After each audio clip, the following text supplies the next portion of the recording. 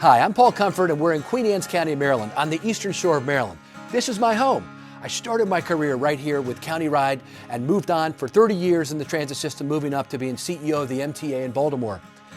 This county is a fantastic, quintessential hometown America. We're going to showcase the food, the culture, the watermen, the agricultural fields here, and what makes the eastern shore of Maryland so special.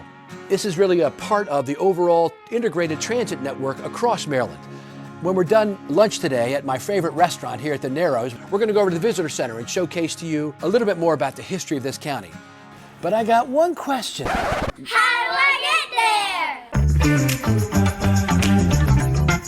there? We're going to take a limo. That's right, these are my grandkids, and we're going to go over and showcase a little bit of the history of this fantastic Queen Anne's County, Maryland.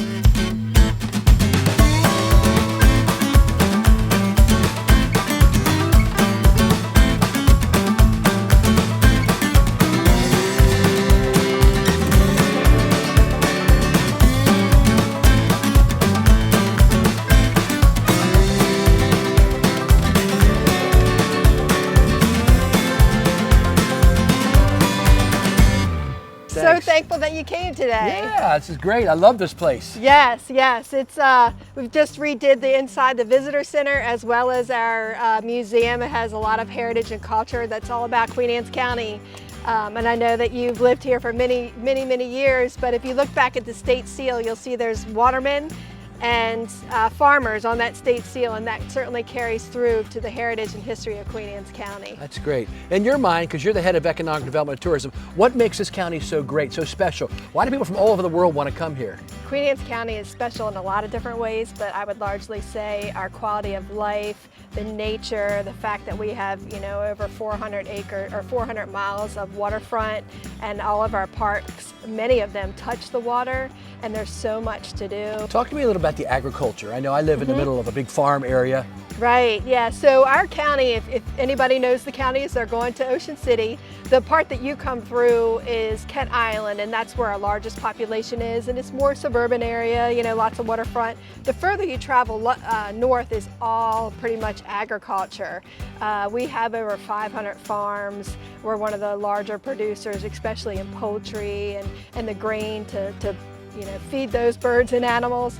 But it is a large economic driver for us, and so is, when you think of the heritage, watermen and agriculture, ag as well as watermen, and watermen are farmers of the water, and so that's a large industry for us as well. Crabs, oysters, fish. There are some really cool exhibits in there, and some of them you kind of have to open in order to see what's in there. There's it talks about the ferry system and when it came over, the first bridge, the second bridge, agriculture. We ready? Yeah, we're ready. Good. Come on, let's All right. go.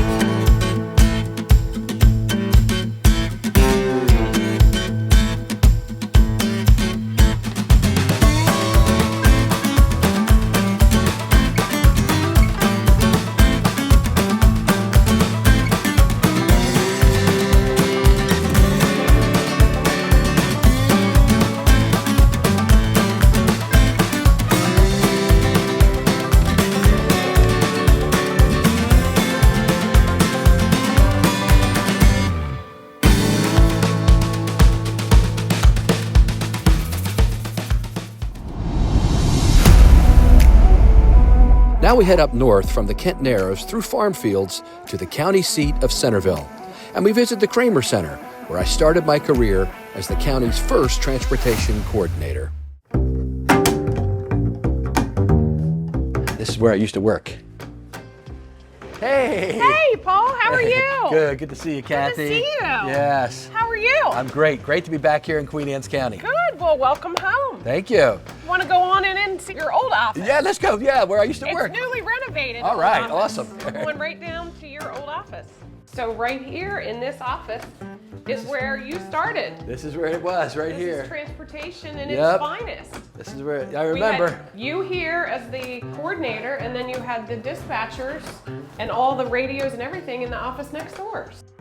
So Stephen is the new me. He runs County Ride. Good to see you, brother. Good to see you. Yeah, so your offices have moved now? My office is down the road by our Public Works? Public Works. All right, let's go out there and check it out. Absolutely. This is my old dispatcher's office in there.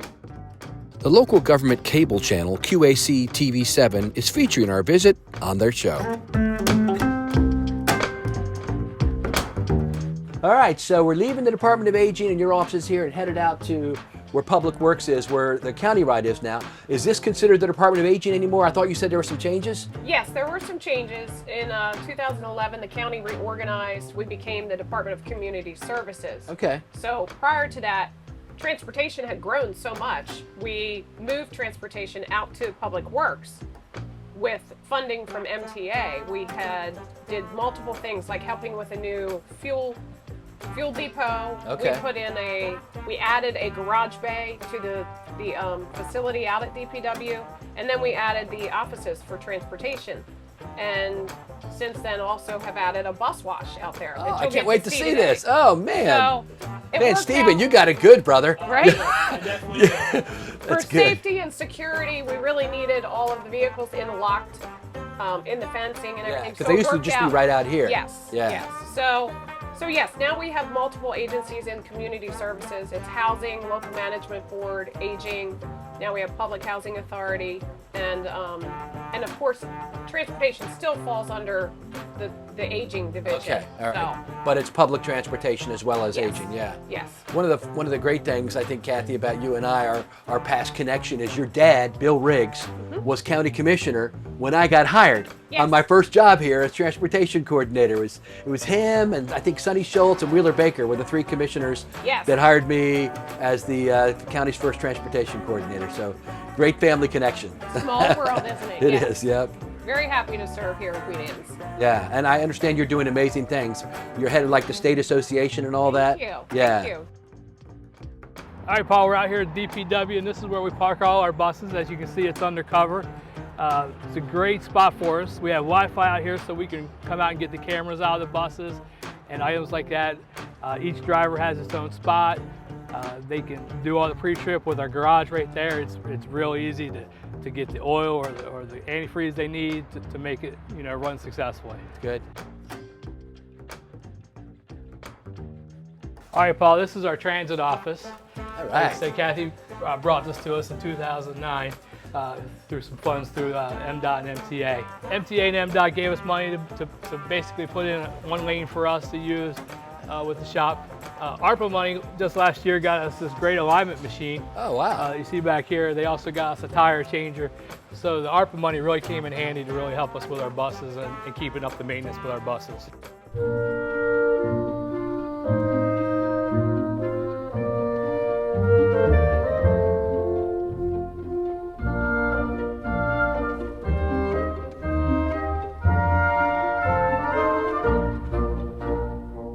On the bricked sidewalks here in downtown Centreville, the county office, the old Centreville National Bank, John F. Kennedy came here and he was a U.S. Senator running for president.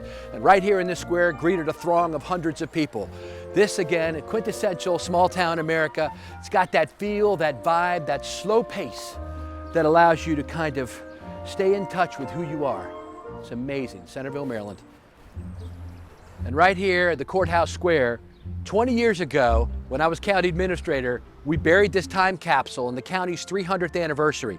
It was in 2006, and I was in charge of it. We put in all kinds of interesting things, like even floppy disks, which probably, when we open this up in 2106, there won't even be a way to view them. Right here in this time capsule, right here in the Court Square. We're standing here in front of the Queen Anne's County Circuit Courthouse, the old courthouse. The new courthouse is built across the street. Fred, great to be with you here. Paul, thank you for inviting me. I Yeah, appreciate man. it. I really did. Here at our courthouse, Centreville. My favorite spot. It is. My favorite right spot. here, yep. So tell me about, because you're the kind of the town raconteur, tell me about where we're at. I'm a town wreck. Is that what you're calling me? I'm a little insulted, Paul. We've known each other for 30 years and you call me the town wreck. Raconteur, Well, storyteller. You're in one of my favorite spots. As you know, me and old Coach Nesbitt used to sit here every day and have a cup of coffee. Judges would go by, lawyers would go by, doctors. We got all the gossip. We knew what was going on. But what's so great about this area, and let's do a little history. Queen Anne of England, decided in 1706, I'm going to create by charter another county in Maryland. And of course, that was named Queen Anne's County, 1706. The Queen of England. The Queen of England. The building behind us was built in 1792. It is the longest serving courthouse in the state of Maryland. Still being used today, EMS services and other people are in there, and it's just a perfect place.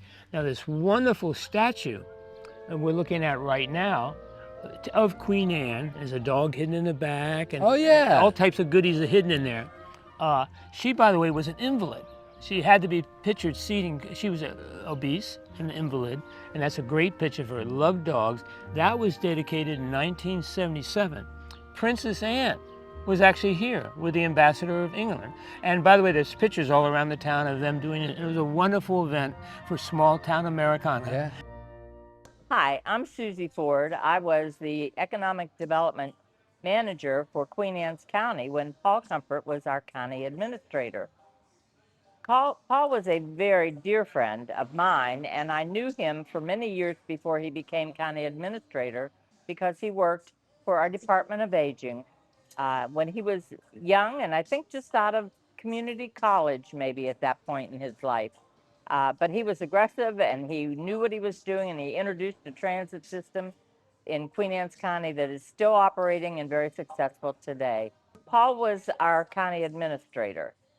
He then became county commissioner a few years later, where he worked until he picked up another position in the state of Maryland, actually. He moved on to the MTA. But Queen Anne's County was benefited greatly by Paul's efforts.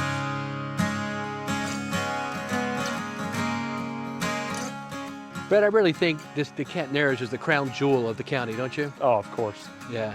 Perfect place to be. Plenty of restaurants, great weather. Yeah, and it's a safe haven for boaters to come in. Yep. They can get out of the choppy waves from the bay. And I love this place, Bridges Place. We come a lot. It's considered it was actually ranked one of the 100 best restaurants for the vibe, the scenic vibe. You know, right on the water. We got all these out here. Inside is fantastic. Matter of fact, why don't we go in there and check it out? Sure. So great out here, man. You know, I was thinking, Brett, this is like the fourth show you've helped us on. Been like technical support for us. We did Austin. Yep. And Phoenix. Remember the old cowboy town, and then LA. LA, that's right. And now our home county, Queen Anne's County. Thanks, man. Cheers, Yeah. brother. It's great to Cheers. have you with us. Yeah. Everybody, if you like what you see, like and subscribe. Because we're going to a different city every month. Later this year, we're going to be going to Italy. You know you want to see every month's show. Like and subscribe on YouTube and share it with your friends. Become a transit evangelist and a traveler who travels like the locals. We're at the Chesapeake Beach Clubhouse, an actual beach here run by Queen Anne's County. It's a great place to hang out in the summer. People come down to the beach here. If you want to swim in the Chesapeake Bay, you can have a picnic here. People do weddings here. You can see the fabulous clubhouse. It's another great county amenity here in Queen Anne's County. The Maryland Watermen's Monument here in the Kent Narrows features two larger-than-life watermen or commercial fishermen in a skiff. And it's a monument to the thousands of men who've worked these waters of the Chesapeake Bay to bring us its bounty. The blue crabs, the Maryland blue crabs, the oysters, the clams, the rockfish, and all the other seafood that richly serves this area of the Chesapeake Bay. Many of them gave their lives. This is a tribute to them.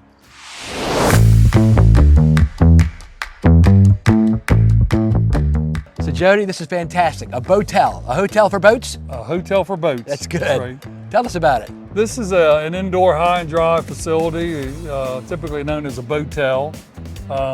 This is the only one in the surrounding probably 4 counties that's indoors, heated. We store about 380 boats in here with full capacity. 4 stories, 4 levels of boats. We're heated, we're clean. The floor, you could probably eat off our floor. And we store boats up to about 38, 40 feet in length here.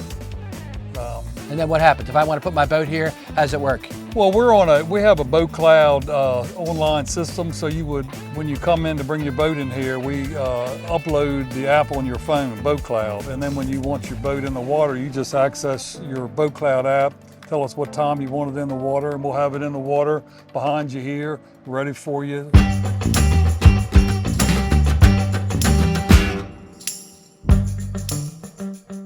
Good afternoon, Paul. Hey, buddy. What we do here, a lot of our custom boats, is something that started 78 years ago. My dad put this company together, and we've been up to 13,000 square foot in one shop for me and him. And now we're back down to about 3,000 square feet because the economies, people don't need what I build, but they want them, and they want them still. Which is pretty cool, really. So anyhow, we are still building boats. Vintage hydroplane boats, right? Well, not just vintage, Okay. modern day race boats. Okay. I built the last 3 that I built are unbeatable. Nobody's beat them yet. Wow. And the technology's 30 years old. So I'm pretty proud of that.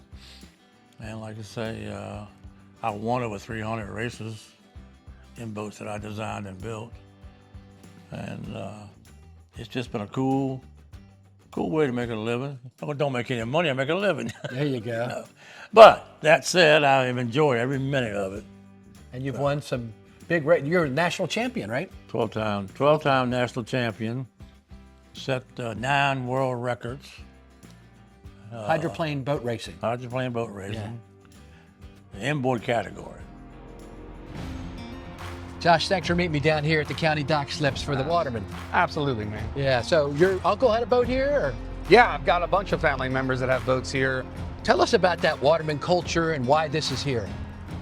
Well, all of Maryland's Waterman culture actually started right here in the Kent Narrows. But before you get into the Watermen, you have to kind of go back to the settlers. They came in 1631. And after that, in the 1700s, is when commercial watermen started actually working these waters. This area started around the 1930s along with the packing houses. The property over there, the Gardner family donated this, and this is what initially started this whole line of boats in here. So they still come in. Tell us like what a waterman's life is like. What do they do? Well, they wake up between 3 o'clock, 4 o'clock in the morning, sometimes earlier depending on where they're headed out of. A lot of them in the county and a lot of them in this local area come right out of here, and the night prior, they get everything baited up. So they go to sleep early enough, they wake up early, they get out here before the sun comes up, go out to their spots or travel further around the bay to where they might keep their boat. And then they fish, crab, oyster, clam, or even take out head boats for fishing parties throughout the day. And they come in, they get everything prepped and ready, sell their catch off the boat, and basically go home and do it all over again. We work 8-hour days, they work 12 or more because it really never stops. My cousin still does it out of Queenstown, and every day he gets home, it's right back to baiting the lines. He's a commercial crabberman. Oh, yeah. So doing the trout lines. So talk to us about like what's on these boats here. Like this is, I think, a decent example of a boat from the cover, yeah. So this is a trout line setup. That's a line puller, and right here on the edge here, you would drop your line in the water. There's all the lines in the baskets, and some of them, they're pretty long, hundreds and hundreds of yards long sometimes. But essentially, you line up, you let it sit in the water for a while, crabs eat on the bait, and then you pull up, you flip this over, you put the line over the roller, and as it comes out of the water and back down, they dip the crabs, and they throw them into a culling box. Anything that's too small, they toss. Anything that's of size, it goes into a basket. And then once they're done for the day, they use that puller, the hydraulic puller, to pull the lines back in. Gotcha. Because they used to do it by hand, and I had to be privy to that when I was younger. That's great. So that's what a crabber will do. That's what a crabber will do. And in a good day, you can come back with how many crabs? How many bushels? Man, when I was growing up, it was 30 or 40 bushels. I don't think it's nearly that anymore. I would say 10 or 15 is a good day today. Yeah. Things have changed for sure. Yeah, I know we're trying to clean up the bay, but we got a lot more work to do. We got a whole lot more to do, yeah. Absolutely.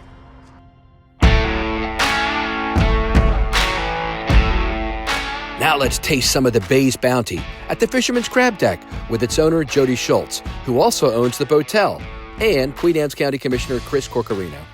All right, so we're going to teach you how to eat a Maryland blue crab correctly. We have one of the world-renowned experts right here, and 2 amateurs who love to eat them. That's right. And we're going to go through and show you how to eat a crab. All right, Chris, we got the crabs here. We're ready to teach people how to eat them. So what do we do? All right, first thing you got to do, the tools for eating crabs. This is your knife. This is what you're going to use to cut into it. This here, this is what you use if you're from the other side of the bridge. We don't use that here, okay? Just the knife. This is how we eat a crab. All right, Jody, so what's the first thing we do? See how the shell just comes right off? You'll get up underneath here, that's all. Oh, yeah. The best part of the crab that most people don't even know about is this fat. Underneath this shell here. A lot of people don't eat that. A lot of people don't like it, but that's pure, fat, sweet. And these are the lungs. You cut them off, the lungs. And what I do is I cut the knuckles behind that out. I cut these out. And then you have a nice, clean kind of body of the crab. Okay. Then what I do is cut the top of it off, and then you have all this meat in here. So you got this good back fin lump crab meat here. Oh, look at that. You get that out of there. That's the lump. And then each kind of little cavity is a cavity of meat where the claws were, where the knuckles were. And then you do the same thing on the other side. You just clean all So you that don't eat it out. as you're going along. I do, but I'm trying to be polite, right? Oh, okay. Because I can't wait. I'm just eating it as I'm digging each one out. Yeah, well, that's what you're supposed to do. And then Okay. you get the back fin, the lump out of there. Well, the claws, if you're really good at it, if you can snap it right and pull it, Yeah, you get that meat out. There you go. Love it. And then the front of the crab? You eat that meat. You're always spitting shells out. Yeah, yeah. So there's a little bit of a hump there. I try to get him right on that hump. When you crack him. There you go. Pull it out. Look at that. Beautiful, baby. That's what we want. It doesn't get any better than that. So this is your tutorial on how to eat a Maryland crab. One free lesson. Thank you, Jody Schultz. All right. There we go. Eastern Shore corn. That is sweet. And try a little Jody's trick here. Oh, yeah. Get a little spice on there.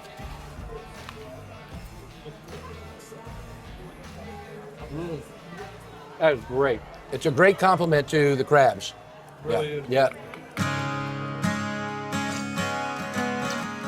Now, just a couple of miles down the road, back to Kent Island's little hometown of Stevensville. I love this little town of Stevensville, Brett. It's like, this was where the first English settlement in this area, like 1631, I think. Yeah, that's correct. Came here, yeah. So it's a great little town here to remember everything. Oh, look. Oh, look, your name's on there. Hey, Is that from when you were county Yeah, that's administrator? when I was county administrator. Yep, we did a Very park good. here. We did lots of buildings and did a lot of capital improvements in the county when I was county administrator and later as county commissioner, as you know. Yep. Yeah. So this is the old Cray House. This whole area was granted back in 1694 to Francis Stevens Adventure. That's what started Stevensville. Okay. And this was a little bit later in 1809, the Cray House. There was a waterman named John Denny who built this in a method called post and plank construction. Yeah, there's the old post office. Oh yeah, that's great.